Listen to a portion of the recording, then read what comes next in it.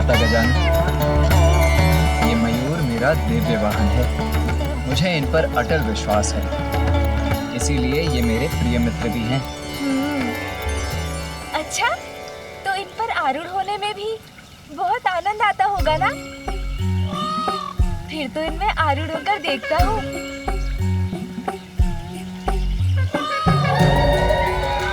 अरे अरे गजानन, ये क्या कर रहे हो? नीचे उतरो इसी क्षण। नहीं उतरूंगा। अरे संकट में पड़ जाओगे गजानन, मेरा वाहन तुमसे परिचित नहीं है। नीचे उतर जाओ, आ जाओ, आओ। मैं नहीं उतरूंगा भैया।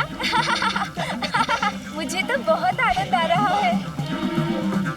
मयूर जी, उड़ान भरिए ना।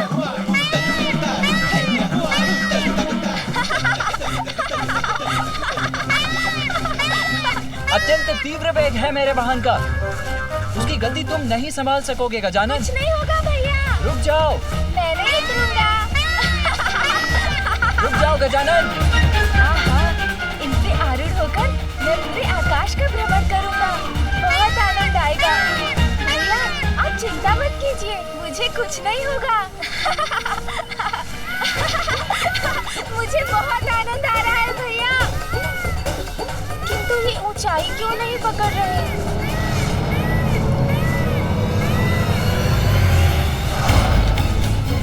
अरे, ये तो अपना संतुलन खो रहे हैं। भैया उचित कह रहे थे, मुझे इनको रोकने का प्रयत्न करना चाहिए। अरे, तो ये और ऊपर क्यों उड़े जा रहे हैं? रुको गजानन। इनका वेग अत्यंत तीव्र है, उसे कैसे नियंत्रित करूं? धीर दो गजानन, धीर दो।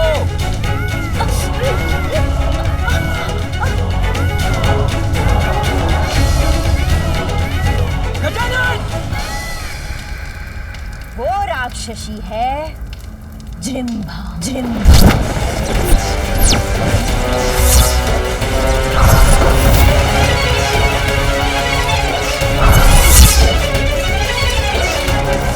कल्पना कीजिए, सोचिए असुर सम्राट, सोचिए।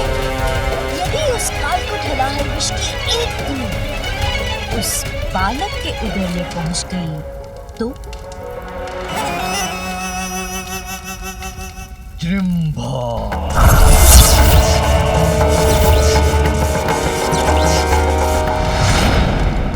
कुछ समझ में नहीं आ रहा, क्या करूं?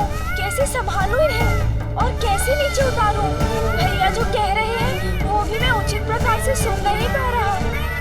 गजानन रुको गजानन, मैं जो कह रहा हूँ उसके विपरीत कर रहे हो तुम। डोर को खींचो मत, ढील दो।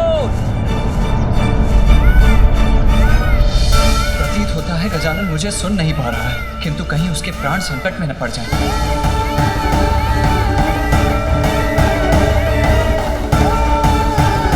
अरे, सामने तो घाटी है।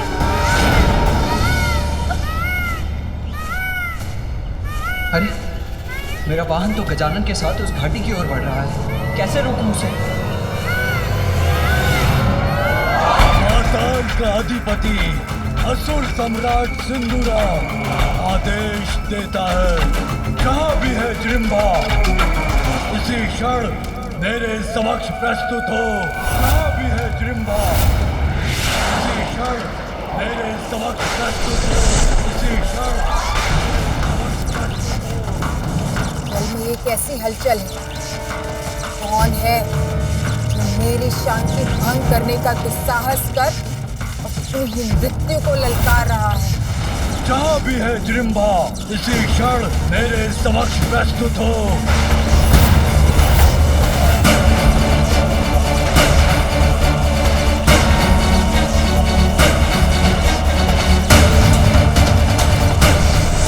सम्राट सिंदूरा सर्वघाती है उसका विष। वो जहाँ जाती है वहाँ की वायु भी विषाक्त हो जाती है। आपकी मति भ्रष्ट हो गई है क्या असुर सम्राट, जो उसे यहाँ बुलाकर इतना बड़ा संकट मोल ले लिया आपने? शांत हो जाओ बुढ़िया, मेरा अंत नहीं कर सकता उसका विष। मेरे आदेश का पालन करने के लिए उसे यहाँ आना ही होगा।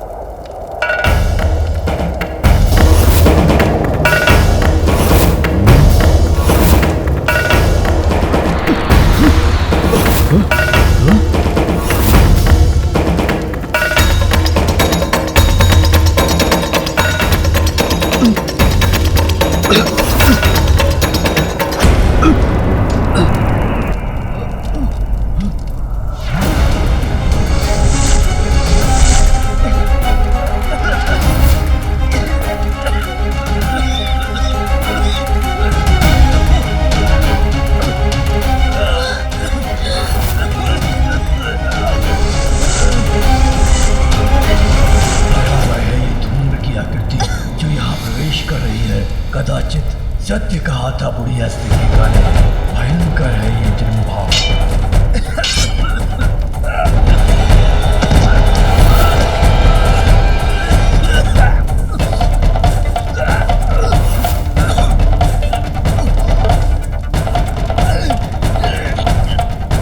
ऐसा मारक प्रभाव होगा जन्मभा के विष का, इसकी कल्पना नहीं की थी मैंने आपको चेतावनी दी थी किंतु आपने नहीं सुनी। अब आप देख रहे हैं ना विष का प्रभाव।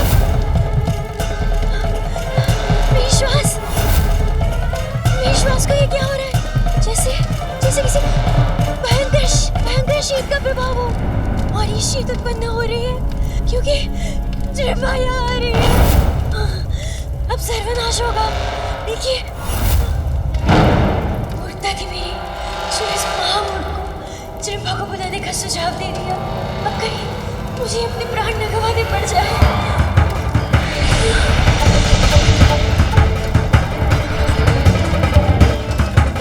ये विशाल घूम उंगलियां तो मेरी ओर ही बढ़ रही है।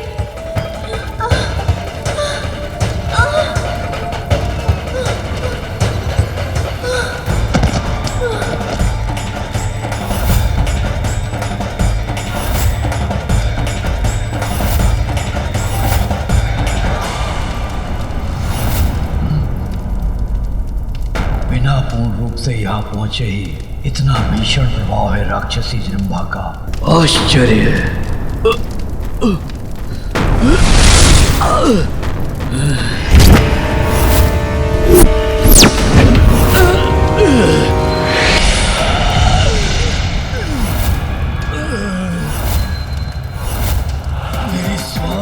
मेरी श्वास क्यों बाधित हो रही है? जन्मभा करे प्रहार तो होता है संहार। मेरी शांति भंग करके मुझे यहाँ बुलाने का दुस्साहस क्यों किया तुमने? इसका तो संपूर्ण शरीर ही विषाक्त धूम्र के समान है।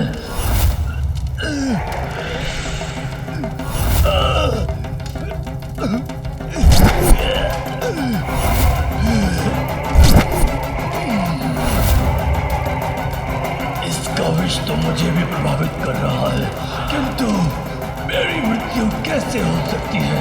उस बालक के सिवाय कोई मेरा अंत नहीं कर सकता।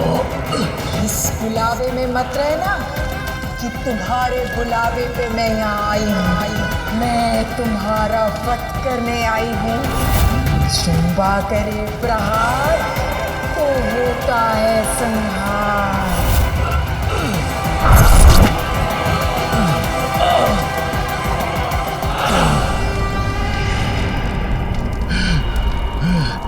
इसे आगे बढ़ने से रोकना होगा मुझे। आगे बढ़ने से रोकना होगा इन्हें, अन्यथा ये घाटी के ऊपर पहुंच रहे हैं। इन मयूर जी पर तो मेरा कोई नियंत्रण ही नहीं बन रहा है, किंतु मैं बहुत ऊंचाई पर नहीं हूँ। अभी कूद जाऊं तो संभव है सुरक्षित रहूंगा।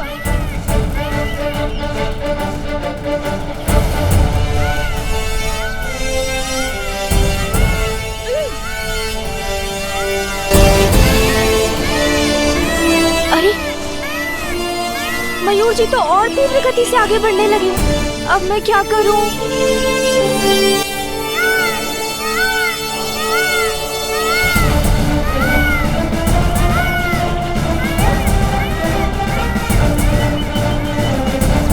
इसके बाद तो घाटी है, फिर तो उतरना असंभव हो जाएगा। गजानन रुको, गजानन! मयूर धीमे हो जाओ, नीचे उतरो। मैं जो कह रहा हूँ उसके विपरीत कर रहे हो तुम। डोर को खींचो मत। गजानन! भैया!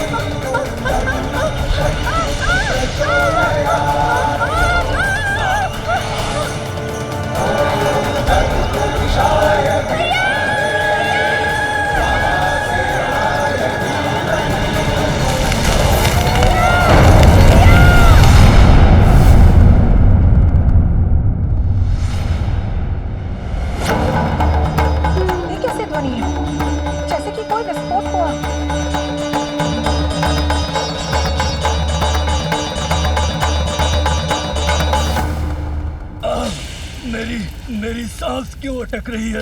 जिम्बा करे प्रहार तो होता है संहार, किंतु अब तक तो मैंने तुम पर विष का वार किया ही नहीं। दुष्टा जिम्रा, वश में तो मैं करूंगा तुम्हें। विष में अवश्य हो तुम, किंतु मेरी अपार शक्तियों से परिचित नहीं हो।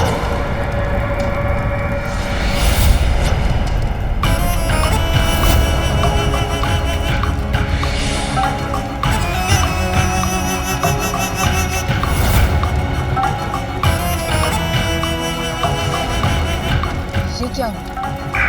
इसने तो स्वयं को सुरक्षित कर लिया।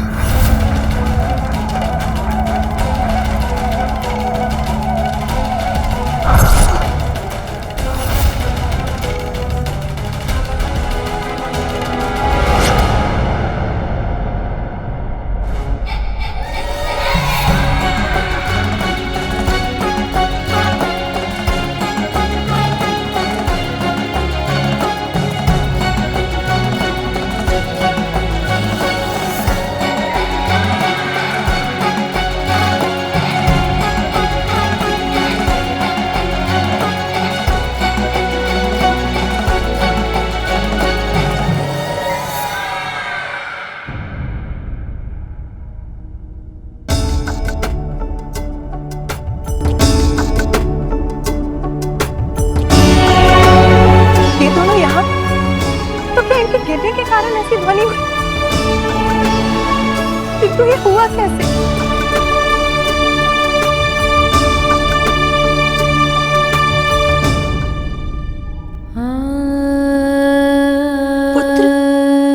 पुत्र क्या हुआ तुम्हें? तुम यहाँ कैसे गिर गए? तुम्हें कुछ हुआ तो नहीं ना?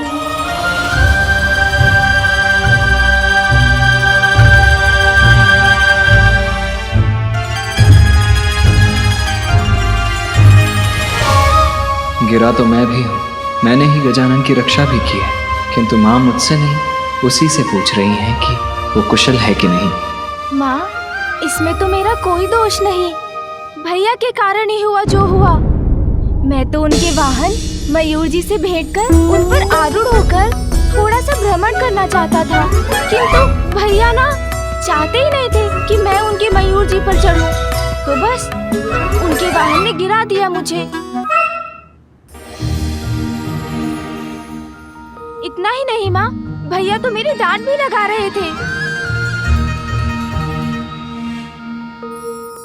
भैया सदा मेरी डांट लगाते रहते हैं। इतनी सहजता से मिथ्या वचन बोल रहा है। मैं माँ को अभी सब बताता हूँ। नहीं माँ, दोष मेरा नहीं गजानन का था। वो आया था मेरे वाहन से भेंट करने, तो उस पर आरूढ़ क्यों हुआ? वो मेरा वाहन है, मेरे भार और मेरे संकेतों से परिचित है। मैंने तो गजानन को सावधान भी किया था, किंतु उसने मेरा कहा अनसुना कर दिया।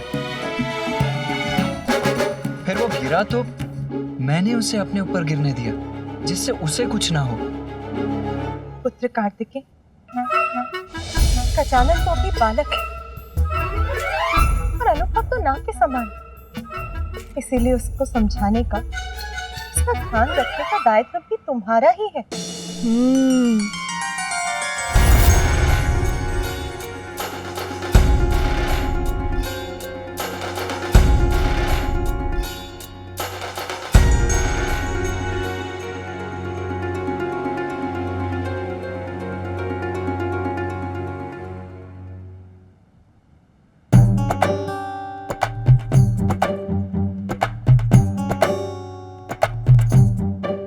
गजानन गजानन गजानन, यहाँ तो जैसे एक ही नाम गूंज रहा है। गजानन ये, गजानन वो। मैं समझ गया माता, आप सभी को मात्र उसी की चिंता है।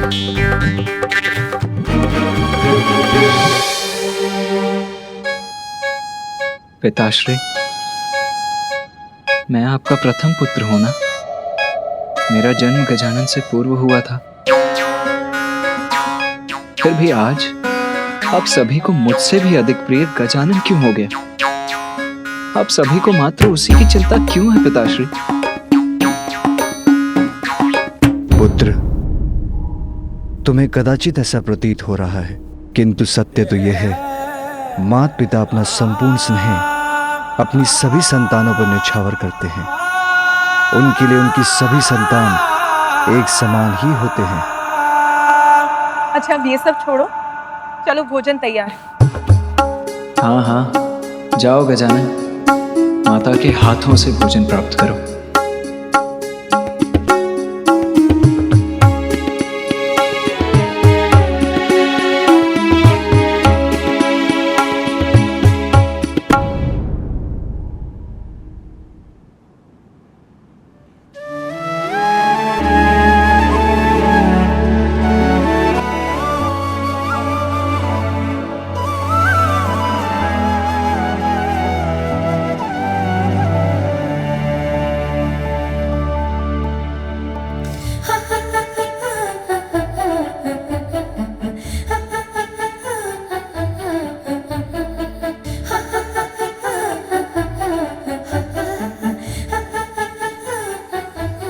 कार्तिकेय, मैंने तुमसे भोजन करने के चलने के लिए कहा। चलो।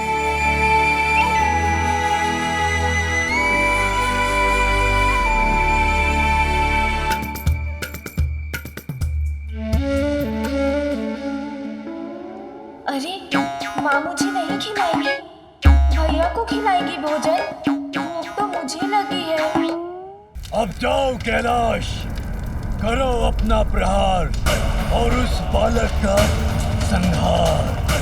यह है मेरा आदेश, उसका पालन करो। तुम्हारा आदेश? हाँ, जिम्बा किसी के आदेश का पालन नहीं करती।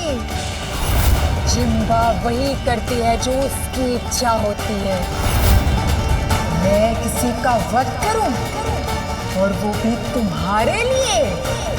कदापि नहीं।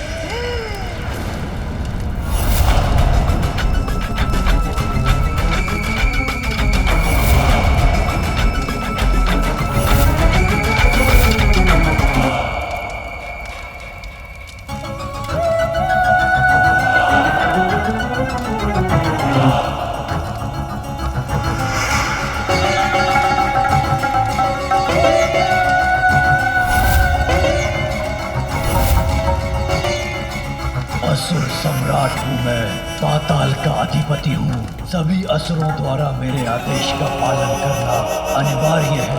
मैं जो कहूँगा तुम्हें करना होगा। तुम्हारा स्वामी हूँ मैं। आप मेरे स्वामी हैं असुर सम्राट। जिम्बा करेगी प्रहार और आपके आदेश पर किसी का भी करेगी संहार। तो फिर मेरे आदेश का अविलंब पालन करो। जाओ कैलाश, वध करो उस गजमुख बालक गजानन का।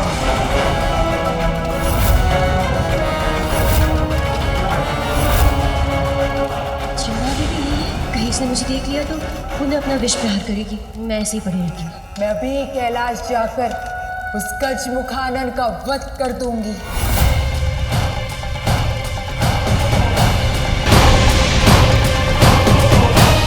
दुष्ट बालक, अब जिम्बा करेगी तुम्हारा भक्षण और कोई रक्षा नहीं कर सकेगा तुम्हारी।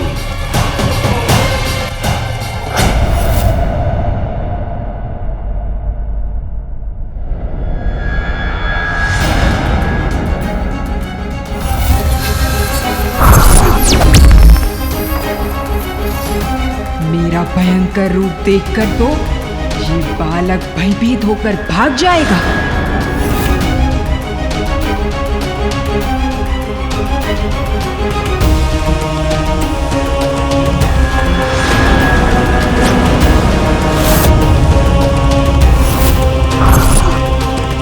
गजमुख बालक, तुम्हारे अपने ही तुम्हारी मृत्यु का कारण बनेंगे।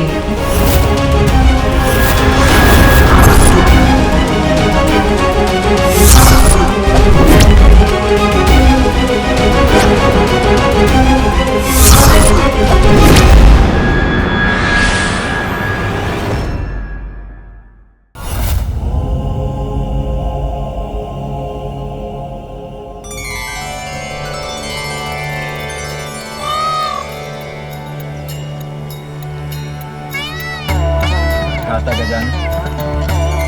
ये मयूर मेरा दिव्य वाहन है। मुझे इन पर अटल विश्वास है, इसीलिए ये मेरे प्रिय मित्र भी हैं। अच्छा, तो इन पर आरूढ़ होने में भी बहुत आनंद आता होगा ना? फिर तो इनमें आरूढ़ होकर देखता हूँ।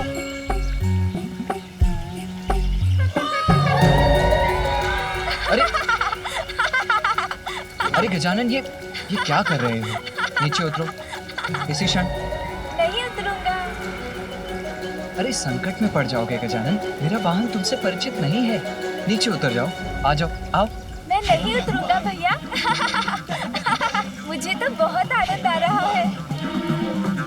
मयूर जी, उड़ान भरिए ना।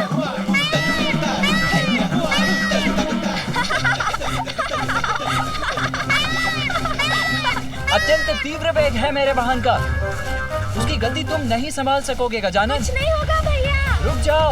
मैं नहीं उतरूंगा। रुक जाओ गजानन। इनसे आरूढ़ होकर मैं पूरे आकाश का भ्रमण करूंगा। बहुत आनंद आएगा। भैया, आप चिंता मत कीजिए, मुझे कुछ नहीं होगा। मुझे बहुत आनंद आ रहा है भैया। किंतु ये ऊंचाई क्यों नहीं पकड़ रहे?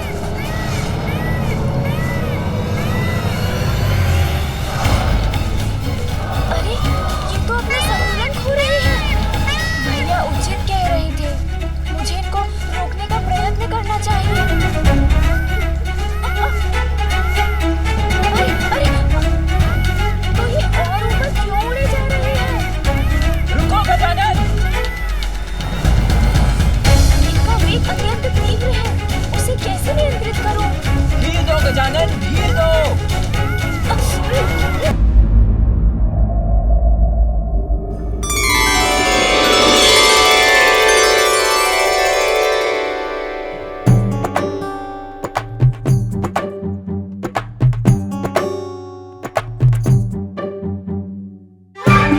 आहा, इतना सारा भोजन। पुत्र, पूर्व में तुम्हें अपने हाथों से भोजन कराने का अवसर ही नहीं मिला। मैं तुम पर अपना स्नेह न्यौछावर कर पाती, उसके पूर्व ही तुम्हें जाना पड़ गया। किंतु आज मैंने तुम्हारे सभी प्रिय व्यंजन बनाए हैं और आज तुम्हें अपने हाथों से खिलाऊंगी। पुत्र कार्तिकेय, मुझे कुछ आवश्यक कार्य करने हैं। उस समय में तुम अपने अनुज गजानन का ध्यान रखना। मुझे क्षमा कर दीजिए माँ। मैं तो यही मान बैठा था कि आपका ध्यान केवल गजानन पर ही केंद्रित है, किंतु मैं तो ये कल्पना भी नहीं कर पाया कि आप इस समय यही थी, इस रसोई में मेरे लिए ये भांति भांति के व्यंजनों का भोज तैयार कर रही थी। कोई बात नहीं पुत्र, मुझे तनिक भी बुरा नहीं लगा, किंतु अब और बातें नहीं। आओ, अब भोजन करो। मुझे तो माँ ने भोजन के लिए कहा ही नहीं।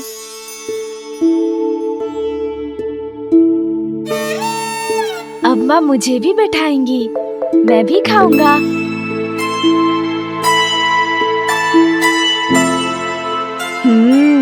अवश्य ये भोजन मेरे लिए होगा। पुनः भैया को ही दे दिया। माँ कब कहेंगी मुझे भोजन के लिए? मैं तो कब से खड़ा हूँ, फिर भी माँ मुझे पूछ ही नहीं रही।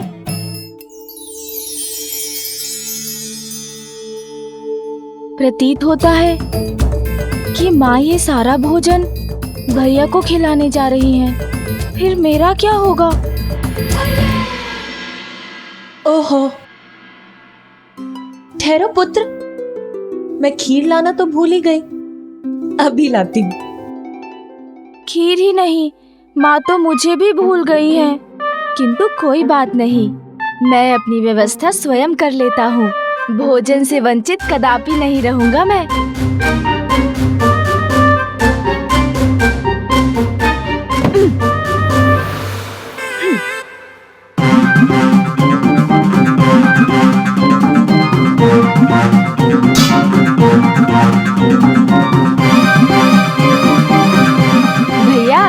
मैं भी आपके साथ भोजन करूंगा।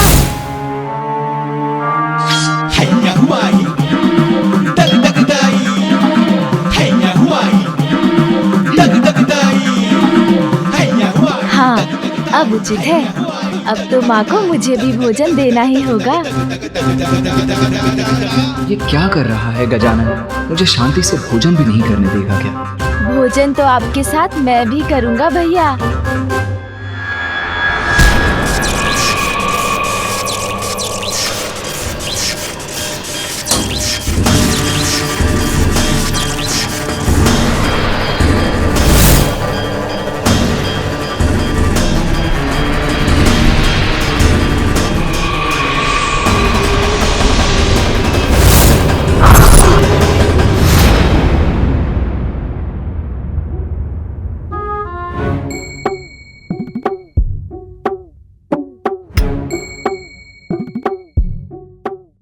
पुत्र, तुम ये थाल लेकर क्यों बैठ गए यहाँ? माँ, जैसे भैया भोजन करेंगे मैं भी तो करूँगा। ये सभी व्यंजन मुझे भी तो बहुत भाएंगे। हम दोनों भ्राता मिलकर भोजन करेंगे, कितना आनंद आएगा ना। नहीं पुत्र, तुम इस भोजन में से कुछ भी ग्रहण नहीं कर सकते। अभी तुम्हारा अन्नप्राशन संस्कार नहीं हुआ है। किंतु माँ, मुझे भी बहुत भूख लगी है। तो इतने सारे फल है ना यहाँ, जितना मन करे खा लो। फल तो समाप्त भी हो गए माँ। अच्छा, फल समाप्त हो गए क्या? अच्छा चलो, मैं तुम्हें कुछ ऐसा देती हूँ जो स्वादिष्ट भी है और तुम्हारे स्वास्थ्य के लिए बहुत अच्छा है।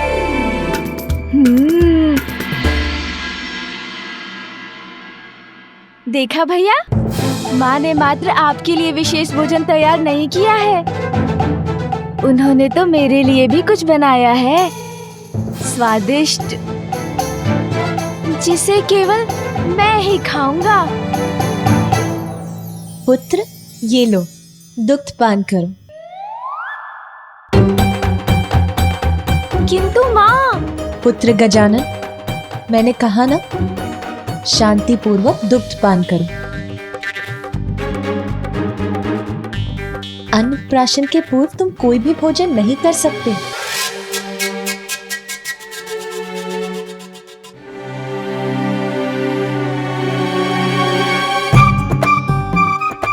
कोई मुझसे स्नेह नहीं करता, सभी मात्र बड़े भैया से स्नेह करते हैं। मैं कौन हूँ? विशेष तो वो है ना, प्रथम पुत्र जो है माँ और पिताश्री के।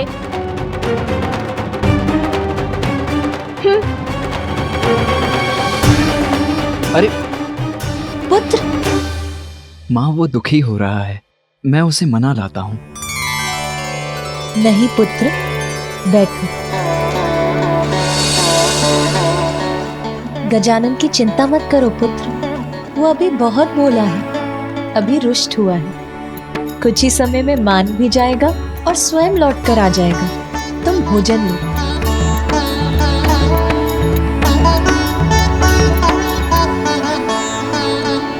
भैया को मिलेगा इतना स्वादिष्ट भोजन और मुझे बस इस स्वादीन दुग्ध से संतुष्ट रहना होगा। भैया खाए पकवान और मैं करूं दुग्ध पान।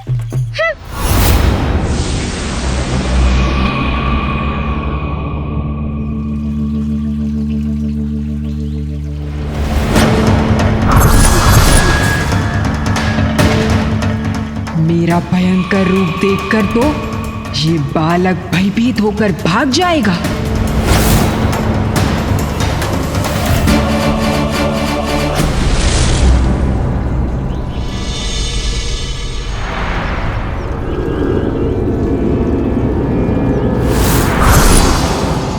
गजमुख बालक, तुम्हारे अपने ही तुम्हारी मृत्यु का कारण बनेंगे।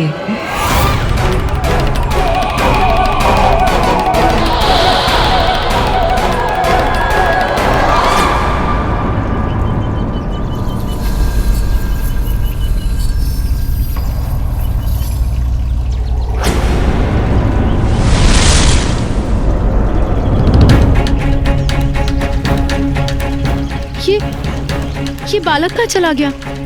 इतने कम समय में कहाँ जा सकता है ये?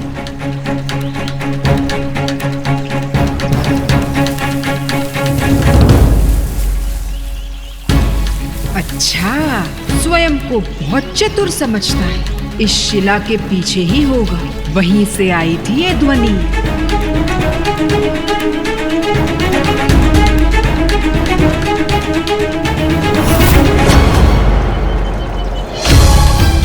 ये बालक अदृश्य कहाँ हो गया?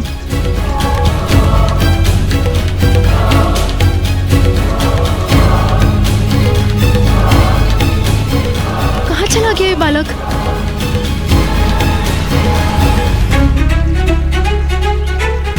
पकड़ लिया।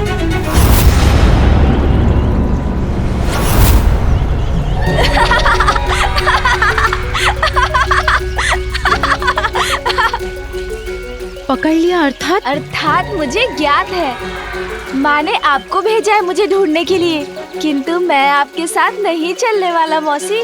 तुम बड़े बुद्धिमान हो, मेरे बिना कुछ कहे ही तुम सब समझ गए। हाँ, तुम्हारी माता ने ही मुझे तुम्हें ढूंढने भेजा था। किंतु मुझे ये बताओ कि तुम यहाँ क्यों आए, और वो भी अकेले? जैसे आपको कुछ ज्ञात ही नहीं मौसी। माँ ने मुझे भोजन देने से मना कर दिया। इतने स्वादिष्ट व्यंजन पकाए थे, किंतु मात्र भैया के लिए मुझे कुछ नहीं दिया। और मुझे तो इतनी भूख लगी है। अच्छा पुत्र, अपने नेत्र तो बंद करो। मुझे भूख लग रही है, मैं कह रहा हूँ ना। माँ ने मुझे बहलाने, मेरे साथ क्रीड़ा करने के लिए आपको यहाँ भेज दिया। अपनी मौसी का कहा भी नहीं मानोगे? चलो पुत्र, नेत्र बंद करो।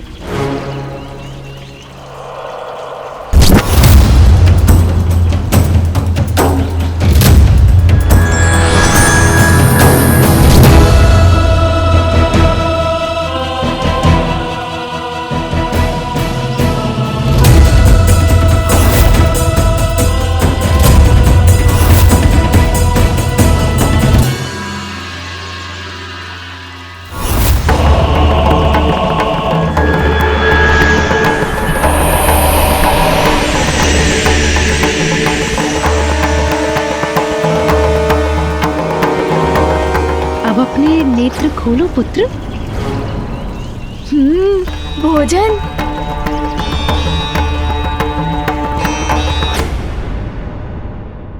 खाओ पुत्र, ये लो।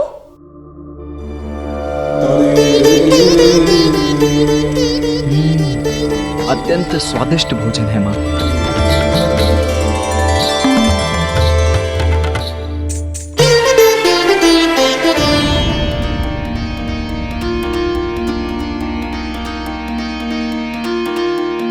पार्वती के मन में उमड़ी ममता,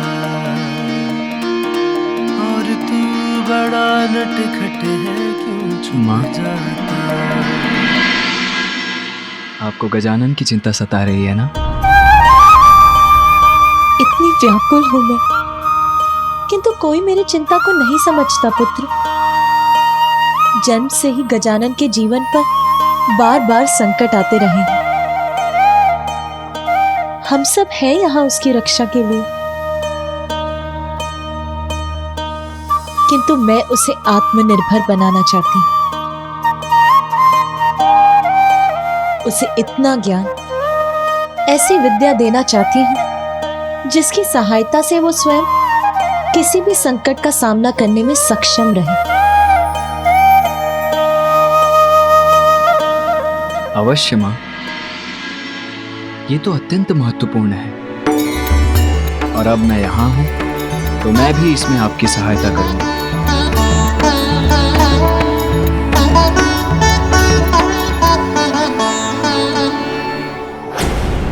ये लो, ये खा लो।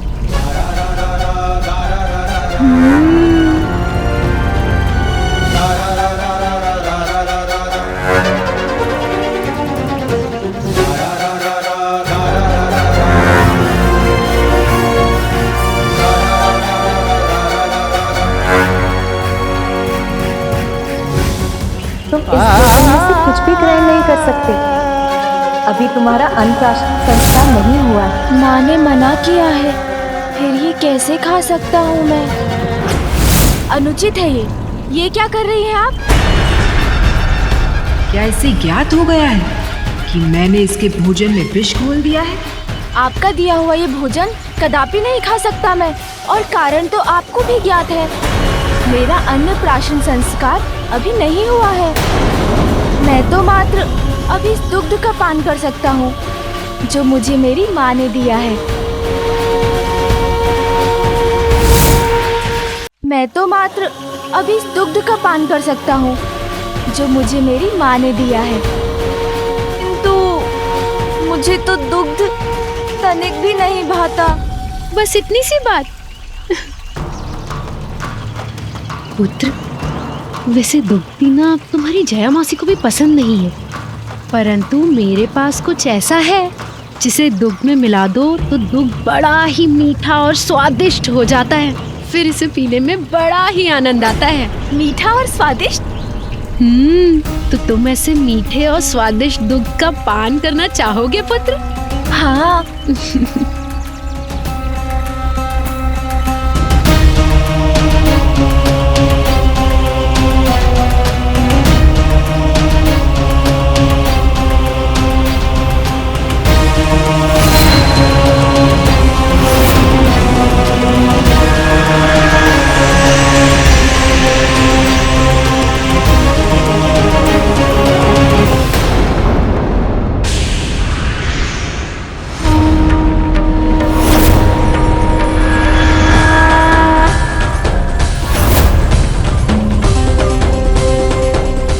लो पुत्र, अब ये और मीठा और स्वादिष्ट हो गया है। अब तुम इसका पान कर सकते हो। लो।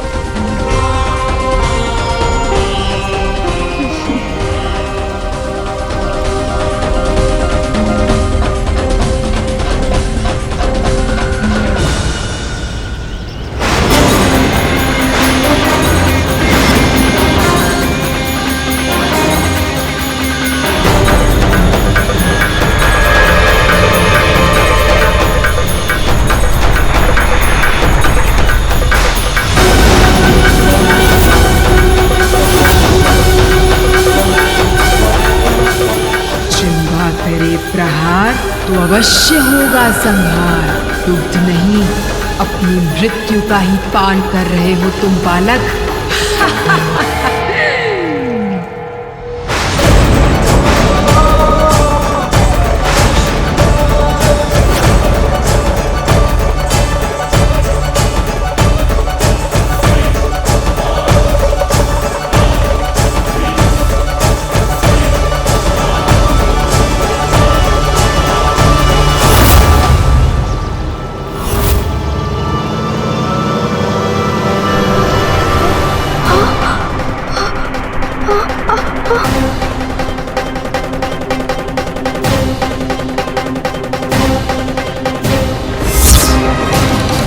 ये क्या?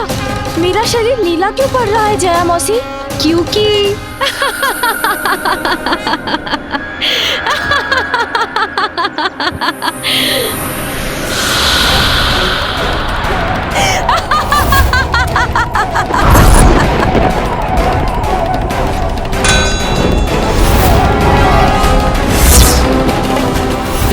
हलाहल विष का ग्रहण किया है तुमने मूर्ख बालक। अब तुम्हारी रक्षा मुझसे कोई नहीं कर सकता। जिह्वा करे प्रहार तो होता है संहार।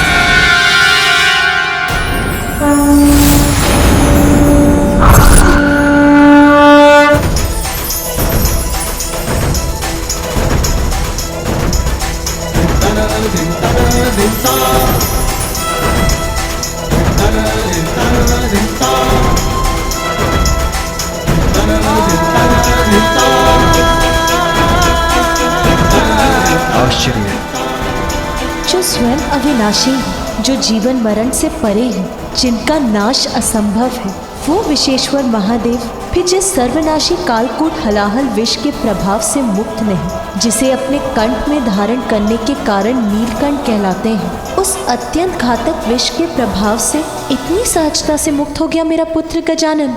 आश्चर्य। असफल नहीं होगा जिह्वा का प्रहार, बालक, अवश्य होगा तुम्हारा संहार। पुनः करूंगी मैं अपने विष का प्रहार।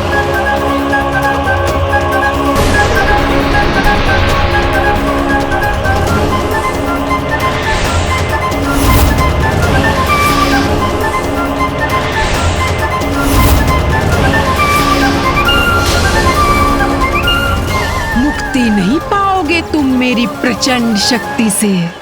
दोनों हाथों से दबाऊंगी तुम्हारा कंठ और करूंगी तुम्हारा अंत। इस राक्षसी रूपी संकट से अभी मुक्त नहीं हुआ है गजानन। तुम्हारा काल विकराल रूप धर के तुम्हारे समक्ष खड़ा है मूर्ख बालक।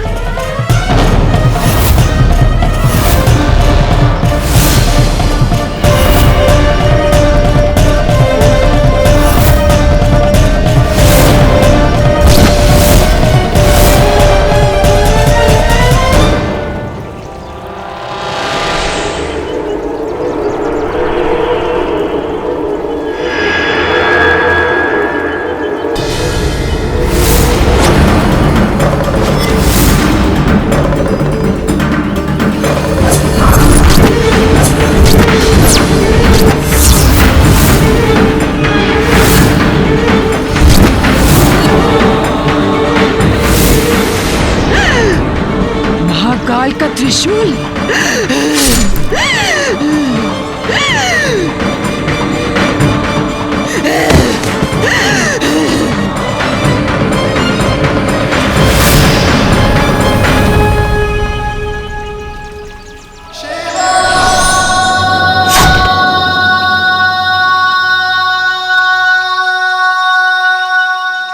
अंत हो गया इस दुष्ट का, किंतु इस घटना से एक प्रश्न उत्पन्न हुआ है मेरे मन में। किस दिव्य शक्ति का रूप है मेरे पुत्र गजानन का जीवन, और क्या है उसके जन्म का प्रयोजन?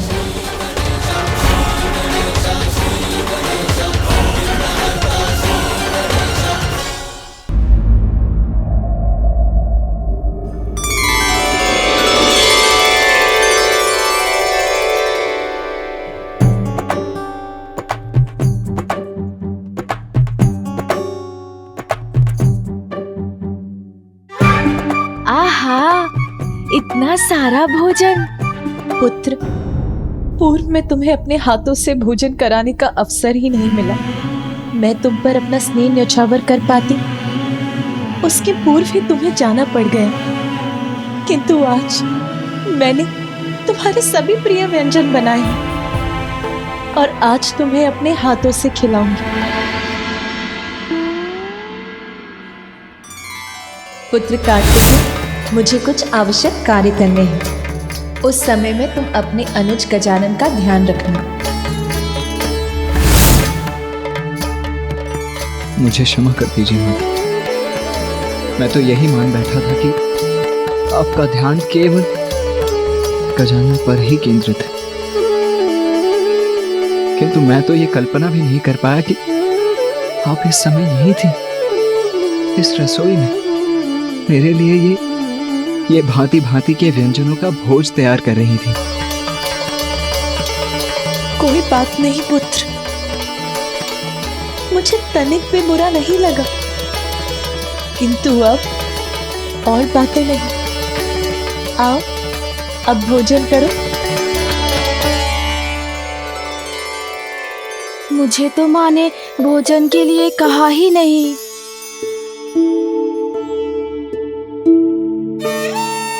अब माँ मुझे भी बैठाएंगी, मैं भी खाऊंगा।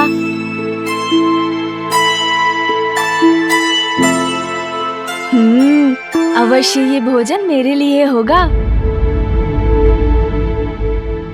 पुनः भैया को ही दे दिया। माँ कब कहेंगी मुझे भोजन के लिए? मैं तो कब से खड़ा हूँ, फिर भी माँ मुझे पूछ ही नहीं रही।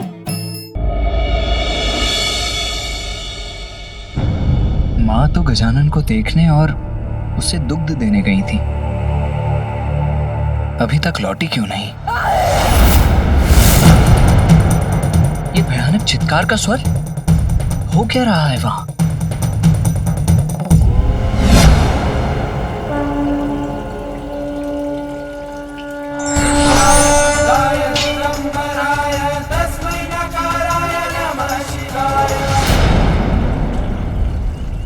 अंत हो गया इस दुष्ट का, किंतु इस घटना से एक प्रश्न उत्पन्न हुआ है मेरे मन में। किस दिव्य शक्ति का रूप है मेरे पुत्र गजानन का जीवन, और क्या है उसके जन्म का प्रयोजन?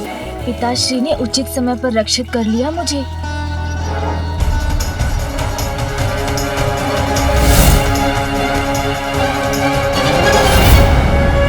छल करने का परिणाम मिल गया ना? भाई का तो लेश मात्र चिन्ह भी नहीं है गजानन के नेत्रों में। ऐसे खड़ा है जैसे कुछ हुआ ही ना हो। कौन है ये?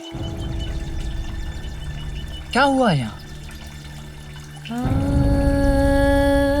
गजानन, तुम कुशल तो हो ना? हाँ माँ। ये राक्षसी यहाँ आई कैसे?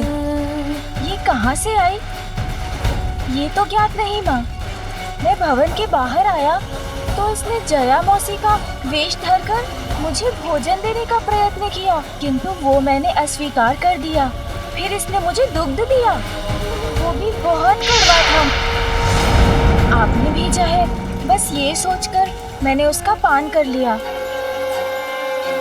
फिर पिताश्री ने अपने त्रिशूल से इसका वध कर दिया।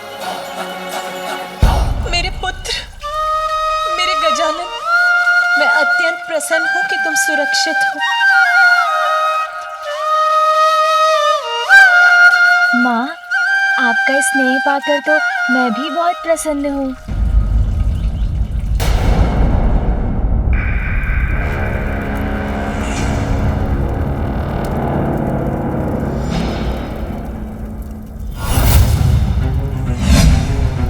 और प्रतीक्षा नहीं कर सकता मैं।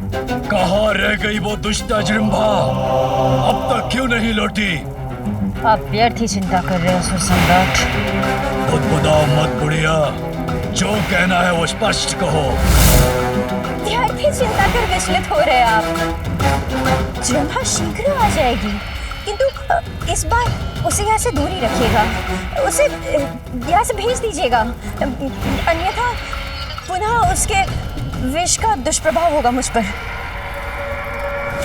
गजानन की सुरक्षा को लेकर सर्वथा उचित है माता की चिंता। पिताश्री, ये आसुरी शक्तियां बार बार भिन्न भिन्न रूप लेकर गजानन को आहत करने का प्रयत्न कर रही हैं। वो अपनी सुरक्षा स्वयं कर सके, हमें उसे इस योग्य बनाना होगा।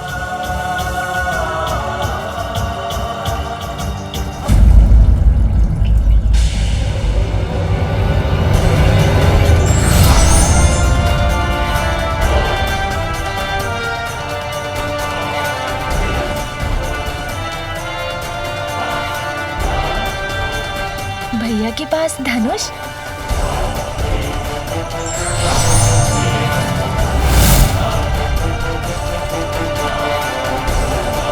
चेतावनी है मेरी ये धनुष की टंकार।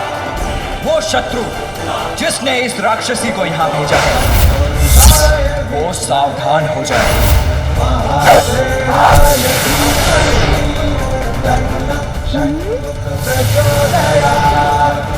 भैया कार्तिकेय कितने महान योद्धा हैं। उनका बाण तो अत्यंत अद्भुत है।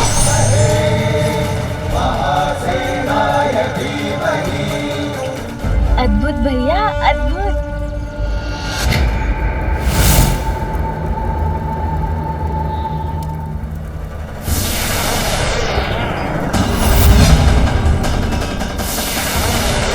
असुर सम्राट, वहां देखिए।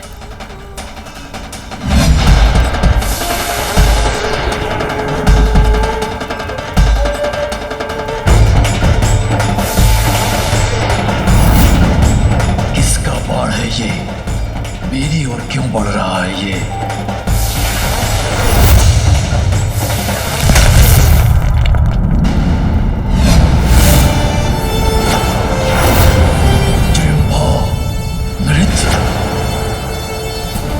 चेतावनी है मेरी ये धनुष की टंकार।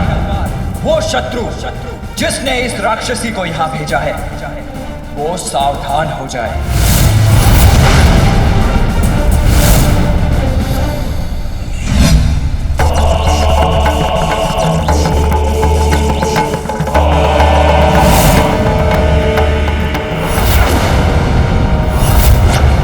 कालकूट हलाहल विषधारिणी जृंभा की ये दुर्दशा। इतनी शक्तिशाली राक्षसी का वध कर दिया उस गजानन बालक ने। त्रिदेव भी सुरक्षित नहीं है इसके कालकूट हलाहल विष से, यही कहा था ना? तो एक बालक ने कैसे सह लिया इसका विष? वध कैसे कर दिया इसका? अंत करेगा वो मेरा, यही कहा था ब्रह्मदेव ने। सत्य हो जाएगा उनका वचन यदि मैंने स्वयं उसका अंत कर उसे नहीं रोका।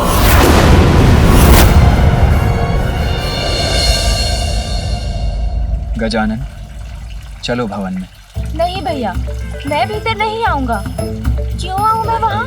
ये देखते कि माँ आपको अकेले अकेले इतना स्वादिष्ट भोजन खिला रही है और मुझे माँ मात्र दुग्ध दे रही है।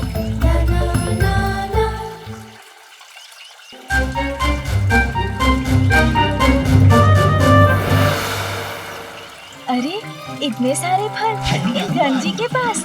माँ, पिताश्री, भैया, मैं किसी के साथ नहीं जाऊंगा।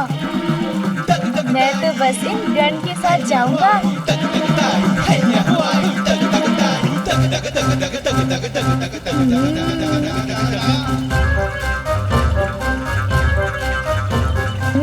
अब तो ये फल मेरे होंगे। रुकिए, मैं भी चल रहा हूँ आपके साथ। अरे गजानन, रुको तो। प्रत्यक्ष में तो ये मात्र एक बालक है, मेरा पुत्र। बाल सुलभ क्रीड़ाएं कर हमें लुभाता है, किंतु जो प्रत्यक्ष दिखाई दे रहा है उसके परोक्ष में क्या है?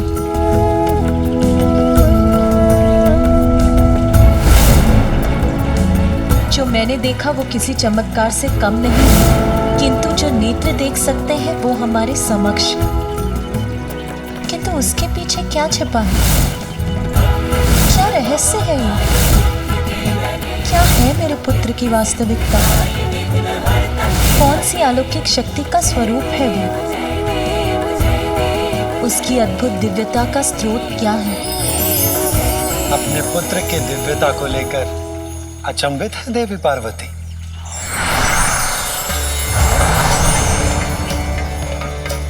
आप सभी यहाँ, मेरा प्रणाम स्वीकार कीजिए।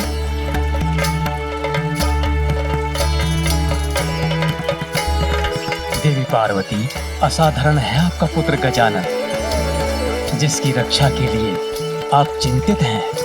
उसने ही जन्म से पूर्व आपकी अर्थात अपनी माता की रक्षा की थी। मेरी रक्षा की थी उसने ब्रह्मदेव, अपने जन्म से पूर्व? किंतु कैसे? आपको वो समय तो स्मरण होगा ही जब आप अपनी कल्पना से अपने पुत्र के रूप का सृजन कर रही थी।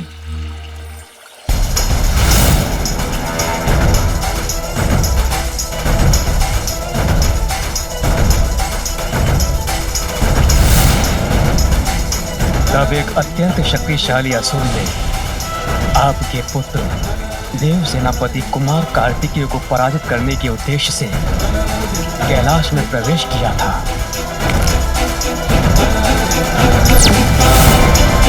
किंतु उसकी कुदृष्टि आप पर पड़ी।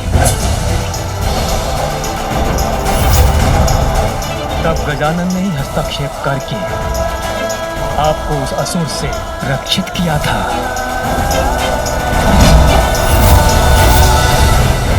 गजानन की अनुपम अद्भुत दिव्यता का अनुभव तो मुझे भी हुआ था देवी पार्वती, जब मैंने उसके लाला जल में अमृत देखा।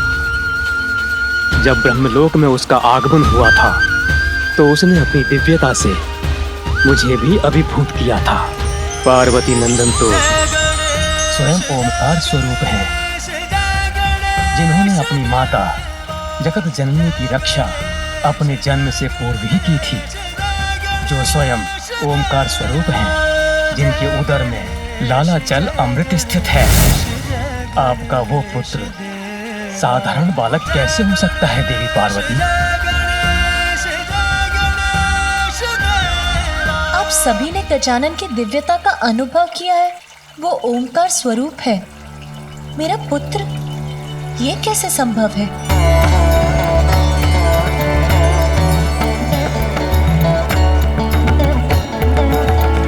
शंका की छाया को मिटाकर सत्य की ज्योति को देखिए, तो आपको स्वयं उसका परिचय प्राप्त होगा।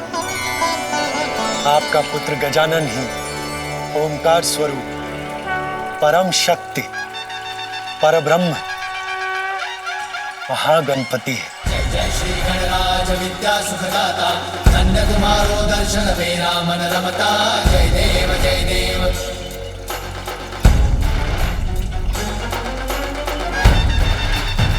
महागणपति अर्थात वो परम शक्ति जिनका आभास और दर्शन हम त्रिदेवों को सतयुग से भी पूर्व इस सृष्टि के प्रारंभ में हुआ था। ये वो समय था जब पूर्व में स्थित सृष्टि का अंत हो रहा था।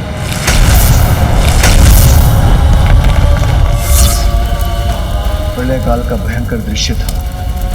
जल और वायु के उत्पात से संसार का संहार हो रहा था। संपूर्ण धरा सागर के जल में विलीन हो गई थी। सर्वत्र विनाश का अंधकार प्रस्तुत था। सृष्टि, प्रकृति, समस्त संसार पर उस विनाश लीला का प्रकोप छाया था। समस्त ब्रह्मांड नष्ट हो रहा था।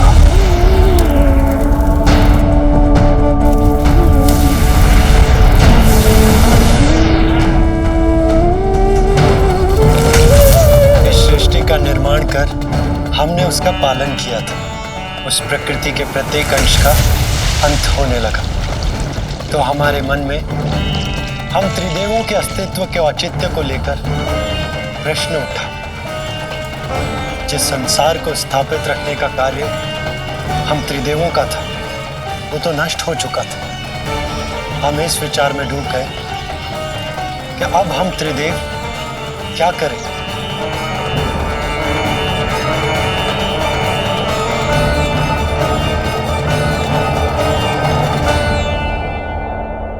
इस समस्या का समाधान तो हमें गहन तप से ही प्राप्त होगा, और हम तीनों तप करने पाताल लोक चले गए।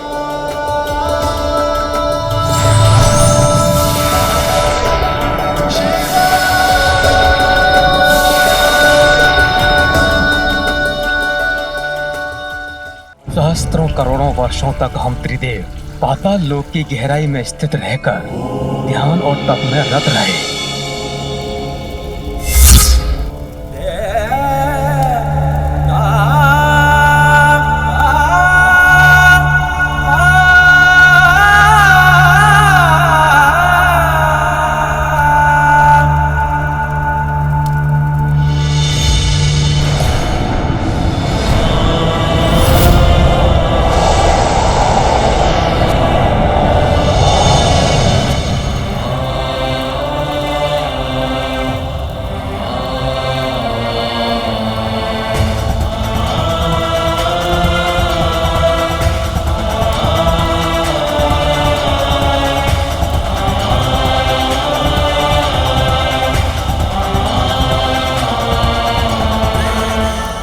जब उस घोर तपस्या का कोई भी फल ना निकला, कोई समाधान हमारे समक्ष प्रस्तुत नहीं हुआ, तब हमने पाताल लोक से बाहर आने का निर्णय लिया।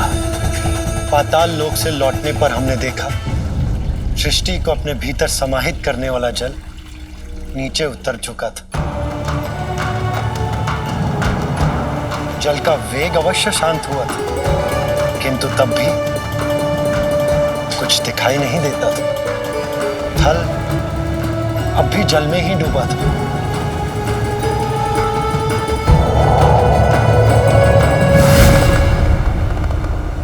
एक स्थान जो जल से मुक्त था, उसी को उचित जानकर हम तीनों वहीं बैठकर विचार विमर्श करने लगे। पर हमारी समस्या अभी भी वहीं की वहीं थी। जो था उसका अंत हो चुका था। उसके अंत स्थान पर हम उनका ध्यान, उनकी प्रार्थना करने लगे, जिनसे संपूर्ण सृष्टि का अस्तित्व है, जो सृष्टि के ही नहीं अपितु समस्त ब्रह्मांड के कारण के भी कारण है, जो अनादि है और अनंत है। हम उन्हीं परम ब्रह्म का आह्वान करने लगे कि वही हमारा मार्गदर्शन करेंगे।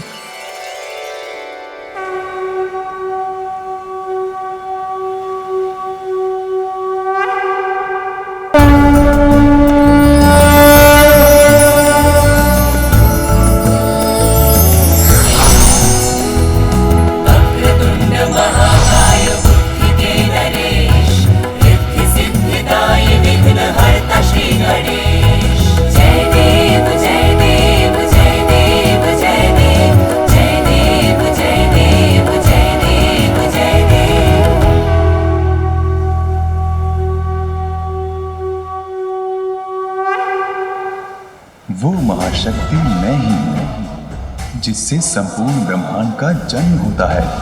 प्रलय के पश्चात मुझ में ही संसार का विलय भी होता है। मैं ही करता हूँ, मैं ही धारण करता हूँ और मैं ही संहार करता भी हूँ। मैं ही विश्वरूप ब्रह्म हूँ, मैं ही साक्षात नित्य आत्मा हूँ।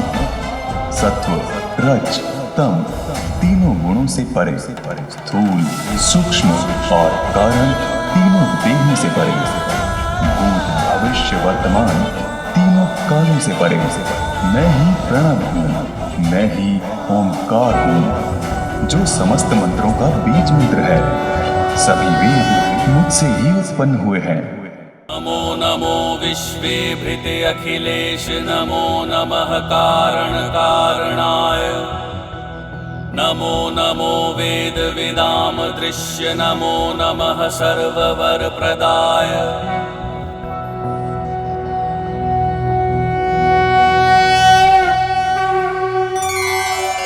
प्रभु, आपके दर्शन पाकर हम कृतार्थ हुए। हम आपका ध्यान, आपकी आराधना करते रहे, जिससे हम अपने भविष्य का निर्धारण कर सकें। उचित है, मैं भविष्य के कार्य आप तीनों में विभाजित कर देता हूँ। ब्रह्मदेव, आप एक नवीन सृष्टि का सृजन करें। विष्णुदेव, आप सृष्टि का पालन करें। और महादेव, आप जीवन, मरण, सृजन और भंजन के काल चक्र द्वारा निर्धारित नियमों को स्थापित रखने के लिए, काल की क्रिया में संतुलन बनाए रखने के लिए उचित समय पर सृष्टि का संहार करें। जैसी आज्ञा प्रभु, किंतु मेरी एक शंका भी है। सृष्टि के अंत के साथ ही सृष्टि की सारी स्मृतियां मेरे मन से लुप्त हो गई हैं। मुझे तो अब यह भी ज्ञात नहीं है कि सृष्टि कैसी होती है, उसे कैसा होना चाहिए।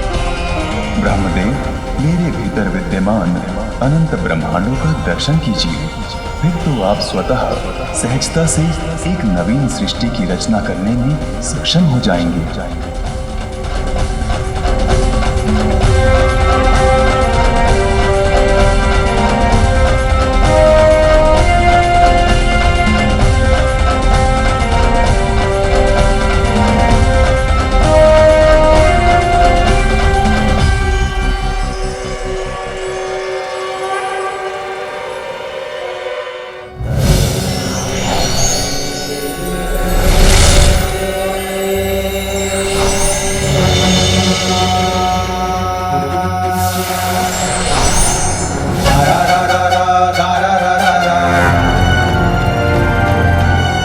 आश्चर्य, अनेकों ब्रह्मांड, असंख्य सृष्टि।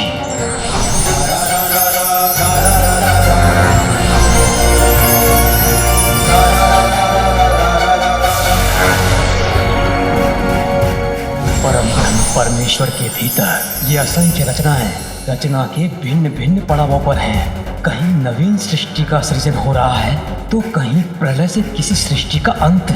कोई सृष्टि अपने प्रारंभ में नवीन ऊर्जा से सज्जित है तो कोई अपने अंत के निकट है। धन्य है प्रभु, धन्य है आपकी महिमा।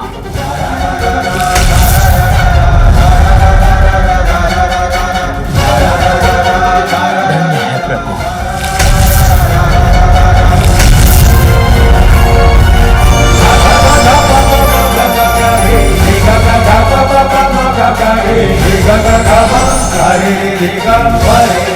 ब्रह्मदेव, अब तो आपको सृष्टि के समस्त रहस्य ज्ञात हो गए होंगे।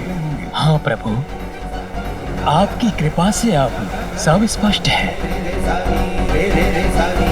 हमें अपने दिव्य दर्शन देकर दिशा निर्देश देने के लिए आपको कोटि कोटि धन्यवाद प्रभु।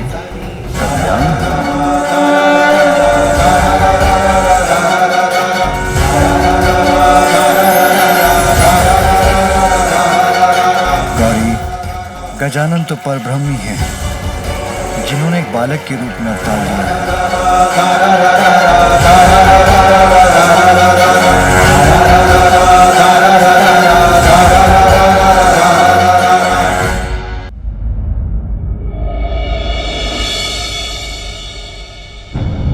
माँ तो गजानन को देखने और उसे दुग्ध देने गई थी, अभी तक लौटी क्यों नहीं? ये भयानक चित्कार का स्वर, हो क्या रहा है वहां?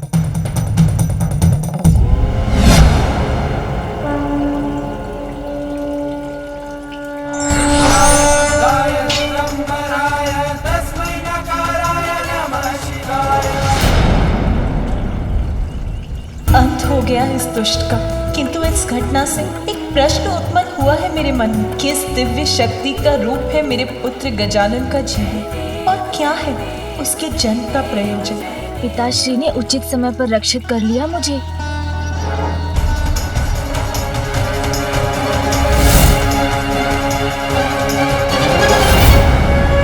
छल करने का परिणाम मिल गया ना? भाई का तो लेश मात्र चिन्ह भी नहीं है गजानन के नेत्रों में, ऐसे खड़ा है जैसे कुछ हुआ ही ना हो। कौन है ये? क्या हुआ यहाँ? गजानन, तुम कुशल तो हो ना? हाँ माँ। ये राक्षसी यहाँ आई कैसे? ये कहाँ से आई? ये तो ज्ञात नहीं माँ।